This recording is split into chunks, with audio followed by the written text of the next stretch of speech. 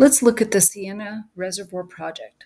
To start this, I need to briefly review the Windy Gap project. Broomfield gets water from Denver Water in the Colorado Big Thompson project. Water is diverted from the Colorado Big Thompson project and down into Carter Lake. A separate reservoir is currently being built, Chimney Hollow. The water from Carter Lake and eventually Chimney Hollow flows down to the Siena Reservoir via a pipeline and community ditch. This is then diverted to the water treatment plant at 144th.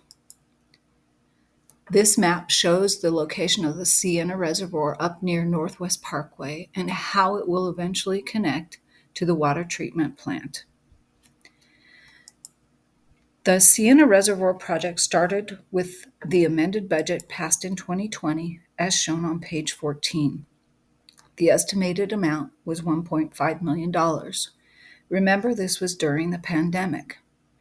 In November of that same year, Budget Resolution 2020-255 was passed to provide funding for the consulting agreement with Moeller Engineering Company for a total of $176,000 out of the original $1.5 million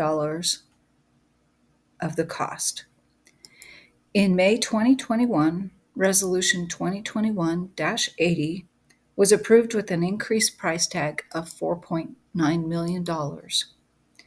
This added Amendment 1, the design and construction documents, and the sale of the Siena Reservoir Water Fund.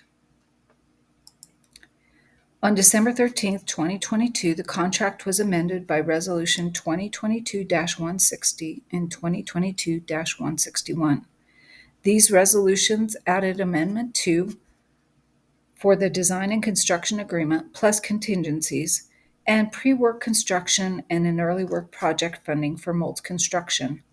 Testing and environmental clearances as required by the state of Colorado added additional costs. The City Council passed these resolutions for a total of almost $7 million in use funds and a new total of $25.4 million for source funding. Finally, in 2023, Resolution 2023-48 and 2023-56 approved Amendments 2 and 3 for late work project construction with Moltz Engineering and consulting agreement with Moeller Engineering for a final cost of $30.9 million. I am assuming some of this added cost is due to pandemic lockdowns, supply chain problems, and inflationary pressures.